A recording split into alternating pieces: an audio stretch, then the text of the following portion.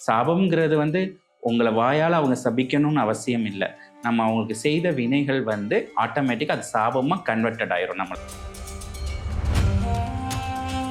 நல்லா தான் போய்க்கிட்டு இருக்கும். திடீர்னு பிசினஸ் வந்து லாஸ் ஆகும். என்னன்னா, இவருடைய பணத்துல இவருக்கு உதவி செய்யாதனால ஆட்டோமேட்டிக்கா அந்த பிரபஞ்சமே அது சாபமா கன்வெர்ட் பண்ணிரும். ஸோ நம்மளுக்கு கர்மா வெறி எதிர்மறையா இருந்துச்சுன்னா, இந்த முன்னோர்கள் சாந்தி அடையவே மாட்டாங்க. துர்மரணமோ வேற எந்த விதத்திலயும் அவங்க மரணம் அடைஞ்சாலும் அவருடைய ஆத்மா சாந்தி அடையாதனால தான் நம்ம வீடு இரிட்டேஷனா இருக்கும். அவங்க இங்க இருந்தா எப்படி கவனிப்போமோ, இறந்து போயிட்டாங்க. இறந்து போயருக்கு செய்ய வேண்டிய அந்த சாகித்யம், அவங்களுடைய ஆத்மாவை சாந்திப்படுத்தக்கூடிய எல்லா விஷயங்களும் நம்ம கண்டிப்பா செய்யணும். செய்யாம இருக்கும்போது அந்த ஆன்மாவுடைய வைப்ரேஷன் நம்மளை வந்து கண்டிப்பா நம்ம வீட்டை சுத்தி வரும். இறந்து போன நபர்கள்ல அவங்களுக்கு ஏதோ உங்களுக்கு ஒரு சிக்னல்ஸ் கொடுக்கலாம். இறந்து போன உங்களுடைய அப்பாவோ பாட்டியோ வராங்கன்னா ஏதோ ஒரு ஞாபகப்படுத்துறாங்க. ஒரு பித்ரு சாபம் இருக்குன்னா கண்டிப்பாக அந்த வீட்டில் வந்து லேட் மேரிட் நடக்கும். ஒரு மனிதன் சிறப்பாக வாழணும்னா அவங்க பித்ருக்களுடைய ஆசீர்வாதம் இம்பார்ட்டன்ட். அந்த ஆசீர்வாதம் பெறுவதற்கு ஒரு சுலபமான வழி என்ன அப்படின்னா, நீங்கள் பித்ரு ஹோமம் பண்ணணும், பூஜை பண்ணணும், படைகள் போடணும், அதை விட வேகமாக வரல் வரும்.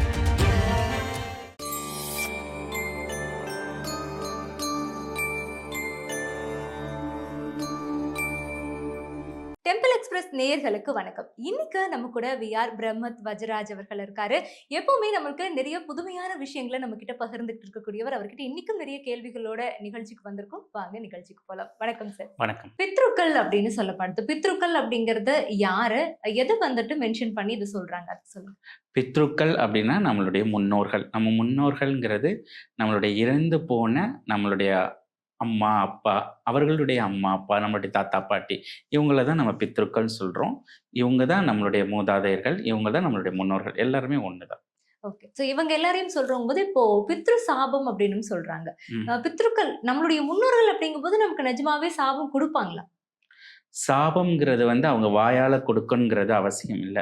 இப்போ உங்களுடைய பாட்டியோ, தாத்தாவோ, நம்மளுடைய இறந்து போன யாரோ நம்மளுடைய உறவுகள் இருப்பாங்க. அவங்கள இருக்கும்போதோ, அவங்க மரணத்துக்கு சில நாட்கள் முன்ன ஏதோ ஒரு விதங்கள்ல காயப்படுத்தியிருப்போம். ஏதோ ஒரு விஷயங்கள் நடந்திருக்கும். நம்ம ஏதோ பண்ணியிருப்போம். ஆனா, அவங்க இறந்து போன பிறகு அது நம்மளுக்கு சாபமா அது கன்வெர்ட் ஆயிரும். சாபம்ங்கிறது வந்து உங்கள வாயால அவங்க சபிக்கணும்னு அவசியம் இல்ல. நம்ம அவங்களுக்கு செய்த வினைகள் வந்து ஆட்டோமேட்டிக்கா அது சாபமா கன்வெர்ட்டட் ஆயிரும் நம்மளுக்கு. அது ஆட்டோமேட்டிக்கா ஆகுறது. ஆட்டோமேட்டிக்கா. அவங்களா இப்ப இது ஒரு பண்றது. மனிதன் இருக்கான். அவங்களுடைய அப்பாக்கு கடைசி காலத்துல அவருடைய சொத்துக்கள்லாம் வாங்கியிருக்காங்க. ஒழுங்கான ட்ரீட்மெண்ட் பண்ணல. பணம் நெறையா செலவாகுதுன்னு சொல்லிட்டு, எதுவும் ஒரு ட்ரீட்மெண்ட் ஏதோ பண்ணிட்டாரு. இறந்து போயிட்டாரு. முடிஞ்சிருச்சு. அவர் எதுவும் சாபம் குடுக்கல. வாயால எதுவும் சொல்லல. நல்லா தான் போய்க்கிட்டு இருக்கும். திடீர்னு பிசினஸ் வந்து லாஸ் ஆகும். என்னன்னா, இவருடைய பணத்துல இவருக்கு உதவி செய்யாதனால ஆட்டோமேட்டிக்கா அந்த பிரபஞ்சமே அது சாபமா கன்வெர்ட் பண்ணிரும். இதுதான் நம்மளுடைய பித்ரு சாபம்ங்கிறோம். பித்ரு சாபம்னா எல்லாரும் நினைக்கிறாங்க, யாரோ ஒரு முன்னோர்கள் வம்சாவளியில ஏதோ ஒரு பெண் எங்களுக்கு சாபம் இருக்கு அப்படின்னு சொல்றாங்க. அவங்க சாபம்னா நம்மள பழி வாங்குறதோ, இல்ல அவங்க இறந்து போயிட்டு நம்மள வந்து ஒரு சாபம் குடுக்குறதோ வாயால கிடையாது. அவங்களுக்கு செய்த ஒரு வினையை அது ஆட்டோமேட்டிக்கா சாபமா நம்மளுடைய தலைமுறைக்கு ஒர்க் ஆகுது. எப்படி அவங்க சொத்த நீங்க அனுபவிக்கிறீங்க இல்லையா? அப்ப அவங்களுடைய கர்மா, அவங்களுடைய கொடுக்காத கர்ம வினைகளும் நம்ம அனுபவிச்சு ஆகணுங்கிறது பிரபஞ்சத்தோட சிருஷ்டியோட விதி. ஓகே. இப்போ பித்ருக்கள் வந்து சொல்லாத ஒரு விஷயங்களே சாபமா நமக்கு வருதுங்கும்போது, அவங்களுடைய வாக்குகள் இருக்குல்ல, அப்ப அதுக்கும் வந்து ஒரு சக்தி இருக்கும்ல, அதுவும் பலிக்குமா? கண்டிப்பாக. அது உண்மையா இருக்கும் பட்சத்தில் பலிக்கும். இப்ப அவங்க ஏதோ ஒரு மனதளவுல வேதனையா இருக்காங்க. எல்லா சொத்துக்கள் நீங்க எடுத்துக்கிட்டீங்க. இல்ல வயதான காலத்துல அவங்கள பார்க்கும்போது, நீங்க வார்த்தைகளால பண்ணும்போது, அந்த வார்த்தைகள் அவங்களுக்கு உள்ள ஹட்டாயி இங்க இருக்கிறதுக்கு நம்ம எப்படி ஆண்டவன் சாகுறது இல்லையா? செத்து போனா கூட நல்லா இருக்குமேன்னு அப்படி நினைக்கும்போது, அந்த வைப்ரேஷன் ஆகும். இறந்து போன பிறகு அவங்களுக்கு அது ஒரு வருத்தத்த குடுக்கும். அவங்க அந்த வருத்தம் ஆகும்போது, நம்ம லைஃப்ல இங்க வருத்தம் தரக்கூடிய ஒரு நிகழ்வு சிருஷ்டியாகும். எப்படி வருத்தம் வரும்?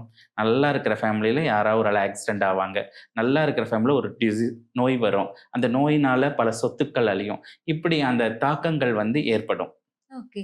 இப்ப இவ்ளோ விஷயங்கள் இருக்குங்கும்போது, நம்மளுடைய கர்மாவும் முன்னோர்களுடைய எனர்ஜி கூட வந்துட்டு கனெக்ட் ஆயி நமக்கு ஏதாவது விளைவுகளையோ, இல்ல நல்ல விஷயங்கள் பண்ணியிருக்காங்கங்கும்போது நல்ல விளைவுகளையோ குடுக்குமா? நம்ம நிறைய சத்கர்மா பண்ணியிருந்தோம்னா, அந்த பித்ருக்களுக்கு ஆட்டோமேட்டிக்கா அந்த புண்ணியம் கன்வெர்ட் ஆயி, அவங்க வந்து சாந்தி ஆவாங்க. அவங்களுடைய ஆத்மா வந்து ஒரு அமைதி நிலைக்கு ஆட்டோமேட்டிக்கா இந்த பிரபஞ்சம் நம்ம கண்ட்ரோலுக்கு மீறி அது செயல்படும். நம்ம இங்க நார்மலா தான் இருக்கோங்கல்ல, அந்த பித்ருக்கள் வந்து அவங்களுக்கு அந்த திதி, தர்ப்பணம் இதெல்லாம் கொடுக்காமப்போ, அவங்க இன்னும் அங்கே வருத்தமா இருப்பாங்க.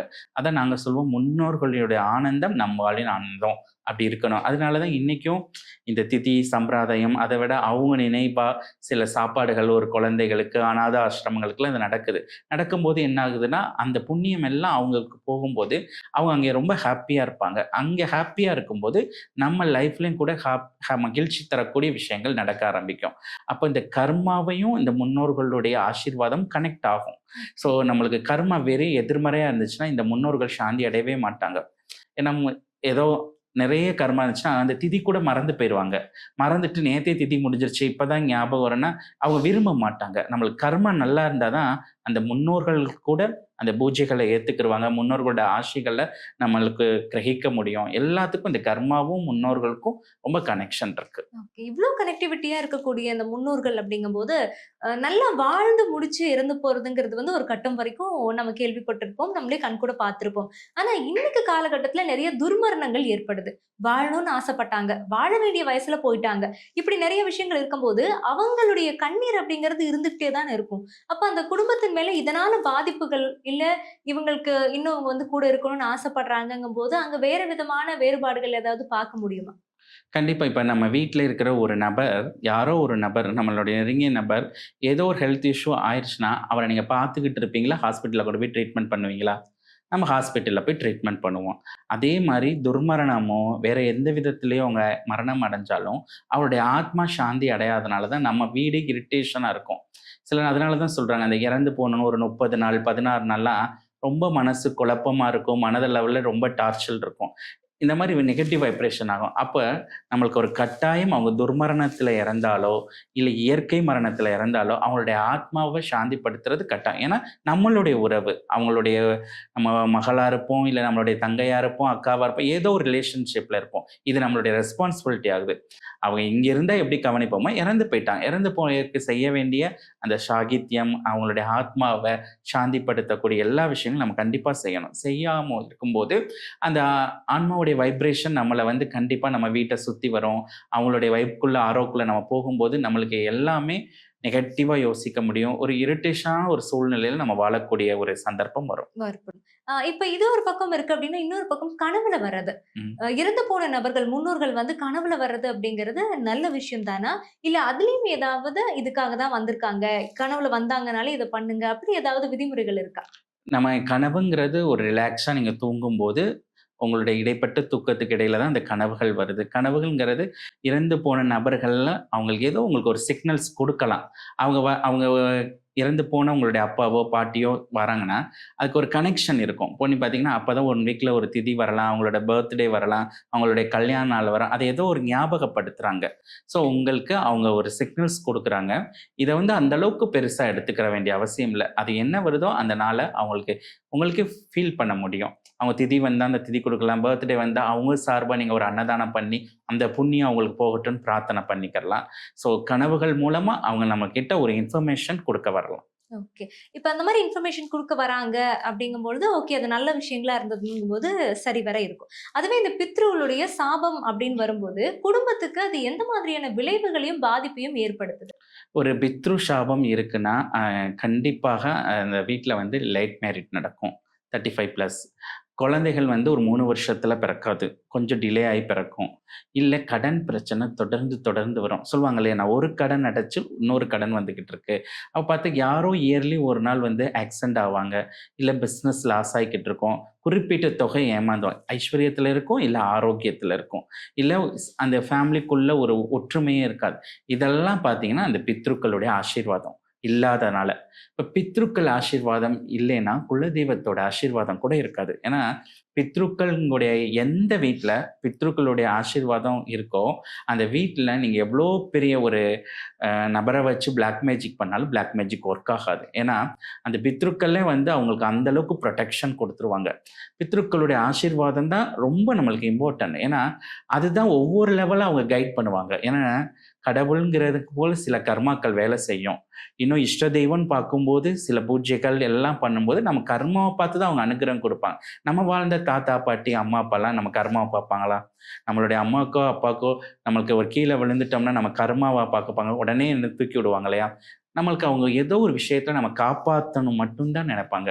ஸோ, அப்ப அந்த பித்ருக்கள்ல நம்ம வந்து ஒரு நல்லா கனெக்ஷன் பண்ணி, அவங்கள ஒரு ஹாப்பினஸ்க்குள்ள வச்சுக்கிட்டு, அவங்களோட எனர்ஜிய நம்ம கிரகித்தோம்னா, அவங்க அந்த ஸ்டெப்பா நம்மள கொண்டு போயி, நம்ம வாழ்க்கையில எங்க சேரணுமோ அங்க கொண்டு போய் சேர்த்துருவாங்க. அதனால ஒரு மனிதன் சிறப்பா வாழணும்னா, அவங்க பித்ருக்களுடைய ஆசீர்வாதம் இம்பார்ட்டன்ட். அந்த ஆசீர்வாதம் பெறுவதற்கு ஒரு சுலபமான வழி என்ன அப்டின்னா, இதுக்கு உட்கார்ந்து அவங்களுக்கு மாலை போடணுமா, பூஜை பண்ணணுமா, அதெல்லாம் மார்க்கம். அந்தர்யாமின் ஃபவுண்டேஷன் குடுக்கக்கூடிய ஒரு சுலபமான வழி, டெய்லி 20 நிமிஷம் உட்காருங்க. உங்க அம்மாவோ, அப்பாவோ, இல்ல இறந்து போன பாட்டியோ, தாத்தாவோ, பூலோகத்துல இருக்கும்போது உங்களுக்கு அவங்க எத்தனையோ நல்ல விஷயங்கள் செஞ்சிருப்பாங்களே, அத நெனச்சு அவங்களுக்கு ஹிருதயத்திலிருந்து நன்றி தெரிவிங்க. அவ்வளோதான். அத ஒரு 20 நிமிஷம் செஞ்சுட்டு அந்த நாள தொடங்கி பாருங்களேன். உங்க லைஃபே ஒரு வித்தியாசமா இருக்கும். நம்ம வாழ்ந்திருப்போம். தாத்தா, பாட்டி, அம்மா, அப்பா அந்த ஒவ்வொரு பித்ருக்களுக்கும் ஒரு 5, 5 நிமிஷம் டைம் குடுத்தா போதும். அப்படியே அவங்க நெனச்சு அவங்க ஒரு 5 விஷயம் நமக்கு நல்லது செஞ்சிருக்க மாட்டாங்க. அந்த 5, 6 விஷயத்த எடுத்து அப்படியே உள்ள டீப்பா போயி, அவங்க குடுத்த அன்ப எல்லாத்தையும் பண்ணி அவங்களுக்கு நன்றி தெரிவிச்சாலே, அந்த பித்ருக்களிலிருந்து ஆசீர்வாதம் வந்துரும். நீங்க பித்ரு ஹோமம் பண்ணணும், க்கு பூஜை பண்ணணும், படையல் போடணும். அத விட வேகமா அருள் வரும். ஸோ நம்ம கிளையண்ட்ஸ் நெறைய பேரு அத ஃபாலோ பண்ணி தான் அவங்களுடைய அந்த வாழ்க்கையோட முதல் நாளே ஸ்டார்ட் பண்ணுவாங்க. ஸோ நீங்க கூட ட்ரை பண்ணலாம். இதுக்கு என்ன பணமோ ஏதோ தேவையில்ல. உங்க வீட்ல எங்க இருக்கீங்களோ, இறந்து போனவங்கள நெனச்சு காலையில அவங்க உங்களுக்கு செஞ்ச அந்த நன்றிய நெனச்சு ரொம்ப தேங்க்ஃபுல்லா ஹிருதயம் மெல்ட் ஆகும்போது, அன்னைக்கு நாளே சுகமா இருக்கும். சிறப்பு. ரொம்ப நல்ல ஒரு விஷயம் சொன்னீங்க. ரொம்ப எளிய முறையான அ பித்ருக்கள நாடக்கூடிய ஒரு விஷயம் இது அப்டின்னே சொல்லலாம். இந்த மாதிரி இருக்கிறப்ப, இப்போ ஒரு உயிர் வந்து பிரிஞ்சிருச்சு அப்டின்னா, ஆன்மாக்கு தான் வந்து எந்த ஒரு இதுவும் இல்லல்ல. அது வேற ஒரு உடல்ல போய் சேர்ந்துரும் அப்டிங்கிறதையும் நம்ம கேள்விப்படுறோம். அது உங்களுடைய கிளாஸஸ்லயுமே கூட நீங்க சொல்றீங்க. அப்படி இருக்கும்போது, எப்பவோ போய் சேர்ந்துட்ட முன்னோர்கள் இன்னிக்கும் நம்ம கூட இருப்பாங்களா? நம்ம குடுக்கக்கூடிய இந்த இந்த சடங்கு சம்பிரதாயப்படி குடுக்கக்கூடிய இந்த விஷயங்கள் எல்லாம் ஏத்துக்கிட்டு இருப்பாங்களா? எல்லாரும் இறந்தோனே உடனே பிறவி பிறக்க மாட்டாங்க. ஒரு ட்ராவல் இருக்கும். அங்க போய் அவங்களுடைய கர்ம வினைகள் பிரகாரம் அங்க பயணங்கள் இருக்கும். சப்போஸ் அவங்க ஏதோ ஒரு காரணத்தில எங்கேயோ பிறந்துட்டாலும், நீங்க இங்க குடுக்குற சம்பிரதாயம் இந்த பரம்பொருள் பரமாத்மா என்ன பண்ணுவார்ன்னா, அங்கே எந்த ரூபத்தில இருக்காங்களோ அவங்களுக்கு கனெக்ட் ஆயி போகும். இப்போ உங்களுடைய பாட்டிக்காக நீங்க குடுக்குறீங்க. பாட்டி வந்து பித்ருலோகத்துல இருந்து அத வாங்கிக்கிருவாங்க. பாட்டி எங்கேயோ ஒரு 10 வயசு குழந்தையா இருக்கு. எப்படி வாங்க முடியும்னு கேட்டீங்கன்னா, நீங்க எந்த ரூபத்துல குடுக்குறீங்களோ அத சேஞ்ச் பண்ணி அந்த 10 வயசு குழந்தைய எங்கேயோ ஒரு பூலோகத்துல வாழ்வாங்களே, ஏதோ ஒரு கண்ட்ரில. அந்த குழந்தைக்கு அங்க ஆட்டோமேட்டிக்கா அந்த எனர்ஜி போகும். எனர்ஜி போகும்போது அங்க உள்ள குழந்தை ஆனந்தப்படும். அந்த குழந்தைக்கு தேவையான விஷயங்கள் நடக்க இந்த சம்பிரதாயம் ஹெல்ப் பண்ணும். அப்போ அந்த குழந்தைக்கு தான் தெரியாது. அந்த குழந்தைக்குள்ள இருக்கிற ஆத்மாக்கு ஒவ்வொரு ஜென்மா தெரியுமா? நம்மளுடைய ஆத்மாக்கும் ஒவ்வொரு ஜென்மா தெரியும் இல்லையா? அப்ப அது கனெக்ட் ஆகும். இதெல்லாம் ஆன்மீகத்துல புரிஞ்சுக்கிற முடியாது. இத நம்ம ஒரு எக்ஸ்பீரியன்ஸ் பண்ணணும். அதனால இதெல்லாம் ஒரு முட்டாள்தனமான விஷயம் இல்ல. இத்தனை இந்த சாபங்கள் நீங்கிறதுக்காக இத்தனை ஹோமங்கள், இந்த பரிகாரங்கள் எல்லாம் வைக்கிறது கூட அது ஒரு ஒரு தெய்வீகமான ஒரு நிகழ்வும் கூட. அது உண்மையா இருக்கும் பட்சத்துல இன்னைக்கும் இத்தனை நாள் கடந்தும் அது நம்ம பாரத பூமியில இயங்கிக்கிட்டு இருக்கு இல்லையா? அவங்களுக்கான சாகித்யம் செய்றதெல்லாம். அப்ப அது உண்மதான். ஓகே. சோ இந்த ம். பித்ருக்கள் அப்படின்னு பார்க்கும்பொழுது, அவங்களுக்காக நம்ம செய்யக்கூடிய இந்த சடங்கு சம்பிரதாயம்ங்கிறது, நம்மளுடைய வாழ்க்கையில எந்த மாதிரியான ஒரு எனர்ஜிய குடுக்கும்? இல்ல ஏதாவது ஒரு சைட்ல இத நீங்க பண்ணிட்டீங்க அப்படின்னா, இந்த எனர்ஜி இது பிளாக் பண்ணிடும். இத பண்ணீங்க அப்படின்னா, உங்களுக்கு நீங்க ஹேப்பியா இருக்கலாம். அப்படி ஏதாவது டிஃபரன்ஷியேட் பண்ண முடியுங்களா? ஒவ்வொரு மனிதனுக்கு இருக்கிற இன்னைக்கு பொருளாதாரத்த வச்சு பண்ணலாம். நெறைய பணம் இருக்கிறவங்க, அவங்களுக்கு பித்ரு சாந்தி ஹோமம், இத்தன பண்டிட், ஐயர் வச்சு பண்ணிக்கிறாங்க. இல்லாதவங்க என்ன பண்ணுவாங்கன்னா, அந்த கோயில்ல அமௌண்ட் கட்டி கம்மியான தொகையில பண்ணுவாங்க. அது கூட இல்லாதவங்க, அவங்க வீட்ல அந்த படங்கள வச்சு, அவங்களுக்கு பிடிச்ச உணவுகள படைச்சு, அத வேண்டிக்கிருவாங்க. எதுவுமே ரொம்ப இல்லாதப்போ, அவங்க மனதுல கூட நெனச்சு வேண்டிக்கலாம். இது அவங்களுடைய பொருளாதார நிலை. நீங்க என்ன வேணாலும் பண்ணிக்கலாம். அவங்க அது பண்ணணும், இது பண்ணணும் கிடையாது. நீங்க என்ன பித்ருக்களுக்காக செய்றீங்களோ, அந்த விஷயத்துல நீங்க கலந்துக்கிற கூடாது, பங்கு பெறணும். நீங்க கலந்துக்கிட்டா மட்டும் அருள் கிடைக்காது. இப்போ ஒரு ஹோமம் நடக்குது, பித்ரு சாந்தி ஹோமம். உங்க வீட்ல ஒரு பண்டிட் வர வச்சு பண்றீங்க அப்படின்னா, அவங்க ஸ்வாகா, ஸ்வாகான்னு சொல்லும்போது சும்மா சும்மா போட்டுக்கிடுறது வந்து கலந்துக்கிறது. எல்லாரும் உட்காருவாங்க. அதனால உங்களுக்கு எந்த விதமான மாற்றம் ஒரு பங்கு பெறதுன்னா, உங்களுடைய ஆத்மாவ லகிக்கணும். அந்த முன்னோர்கள் மோட்சம் பெற போறாங்க. முன்னோர்களுக்கு நம்ம பூஜை பண்ண போறதெல்லாம் கிடைக்க போது. அதனால அவங்க நம்மள ஆசீர்வாதம் பண்ண போறாங்க அப்படின்னு சொல்லி அவங்களோட கனெக்ட் ஆகணும். அதான் முன்னோர்களுக்காக நீங்க செய்யக்கூடிய எல்லா சாகித்யம், என்ன விதமான பூஜையா கூட இருக்கட்டும், திதி கொடுக்கிறதா இருக்கட்டும், தர்ப்பணம் கொடுக்கிறதா இருக்கட்டும், அவங்களுக்காக பண்ணக்கூடிய அன்னதானமா இருக்கட்டும், ஹோமமா இருக்கட்டும், எல்லாத்துலயுமே நீங்க கலந்துக்கிறதுனால எந்த மாற்றமும் வராது. அந்த பங்கு பெறணும். பங்கு பெறணும்னா உங்களுடைய ஆத்மாவ, உங்க முன்னோரோட ஆத்மாவோட லகிச்சு போகும்போது மட்டும் தான் அந்த ரிசல்ட் வந்து கண் முன்னாடி தெரியும்.